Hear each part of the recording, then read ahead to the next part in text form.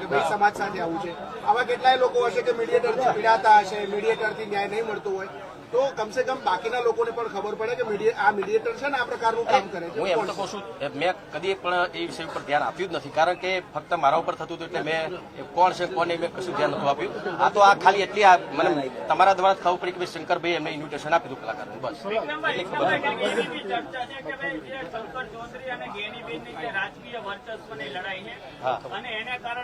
ના ના ના, અરે શંકરભાઈ ક્યાંથી લડે છે, જ્ઞાનીબેન ને તો ખબર છે, હમણાં સાંસદ છે, બરાબર.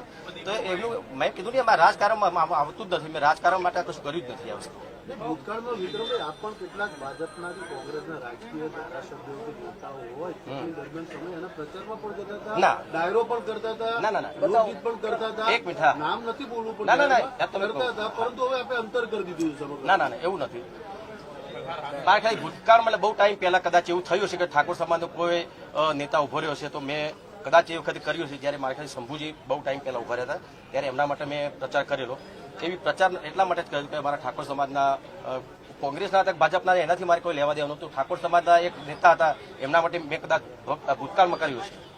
અલ્પેશજી છે, ધવલસિંહ છે, તમારા સમાજના ઘણા નેતાઓ અત્યારે છે, ભાજપમાંથી છે, એમાંથી કોઈ ખુલીને નથી આવ્યું કે ભાઈ બોલાવવા જોઈએ અમારા સમાજના લોકોને. સૌરાષ્ટ્રના કલાકારોમાં સૌરાષ્ટ્રના બધા ધારાસભ્યો બોલતા હતા, તો તમારા સમાજના ધારાસભ્યો કેમ ના બોલે? એ તો તમારા મીડિયા દ્વારા જ એમને કહું છું કે ભાઈ અલ્પેશભાઈ, મેં હમણાં પણ વાત કરી હતી, મેં હર્ષદને વાત કરી હતી, હર્ષદ અલ્પેશભાઈને કહે છે કે ભાઈ સમાજના માટે તમારે આટલું તો બોલવું જોઈએ તમારે, બરાબર, કે ભાઈ અમારા જેવા કલાકારોને ન્યાય મારા મને નથી મળતો, મારા બીજા કલાકારોને તો ક્યાંથી મળવાનો? તો એના માટે તમે છો ભાજપમાં છો, તમે સરકારમાં છો, તો ઠાકોર સમાજના જે નેતાઓ જે છે એમને પણ ખરેખર આમાં રજૂઆત કરવી જોઈએ સરકારને.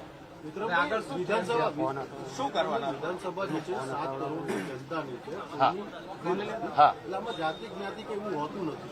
અરે હું એમ જ કહું, જાતિ નથી હોતું તો ઠાકોર સમાજને કેમ ના બોલો એમ કહું છું. ઠાકોર સમાજ આટલો બધો બહોળો સમાજ છે, બરાબર, તમને જીતાડે છે ઠાકોર સમાજ, તો ઠાકોર સમાજ તો તમે આ એકદમ ઇગ્નોર કરો છો, ના ચાલે ને. પછી આગળ જતા પછી પ્રોબ્લેમ થાય, બીજું કશું નહીં. આ તો મારી એક નાનો કલાકાર તરીકે થોડી કહું છું એમ તને કે એવું થઈ શકે એમ. હા, ચીમકી નથી, પણ જો હું તો વિનંતી કરું છું કે ઠાકોર સમાજને તમારે ન્યાય આપવો જોઈએ. ચીમકી નથી, હું તો વિનંતી કરું છું ભાઈ, વિનંતી કરું છું. મેં કીધું, મેં એટલા સુધી બી કીધું કે કદાચ સીએમ સાહેબ ને ખબર બી નહીં હોય આ બધું થઈ રહ્યું છે, કીધું મેં તમને. કોઈ એક પ્રશ્ન પૂછી લો.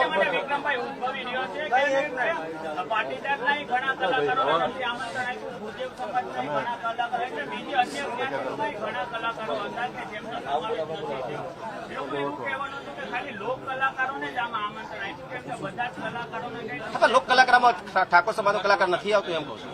એક વસ્તુ કહો, તમે બહુ નાનો કલાકાર છે અમારા જીગર ઠાકોર, તમે નામ સાંભળ્યું છે, એના ગીતો મિલિયન ઉપર જાય છે, હિન્દી ગીતો પણ ઘણા બધા છે, એના ભજન પણ મિલિયન ઉપર છે, બરાબર. એમની સાથે અમારા સમાજની દીકરી, નાની દીકરી તન્વી ઠાકોર, એ પણ સરસ મજાની સંતવાણી ભજન કરી છે. તો કેમ આ તમારા જે કાર્યક્રમો હોય છે એમાં મીડિયેટરો આવા કલાકારોને પણ કેમ નથી બોલાવતા? આ તમે જેટલા નામ લીધા એટલા બધાને સાથે બોલાવે તો જ આ મામલે. અરે મેં કીધું એવું નથી કહેતો હું, જે હવે જે થઈ ગયું ભાઈ, એના પછી પાછું લાવવાનો કોઈ મતલબ નથી, પણ જે તે ટાઈમે આ થયું ત્યારે એવા ખાલી જીગર ઠાકોર, તન્વી ઠાકોર જેવી નાના બાળકો 12 કલાકારને એટલું સુંદર મજાનું ગાય છે ને એટલા મિલિયન ઉપર એમના સોંગ જઈ રહ્યા છે, તો એમને તમે બોલાવો તો તમને શું વાંધો હતો એમ કહું છું.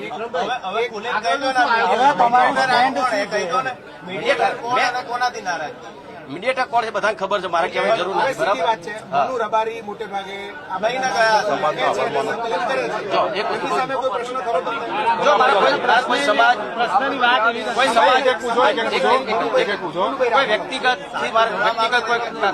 કોઈથી મારે કોઈ વિરોધ નથી, મારો મતલબ નથી, મારા ખાલી મારા ઠાકોર સમાજની વાત મૂકી હતી, બસ.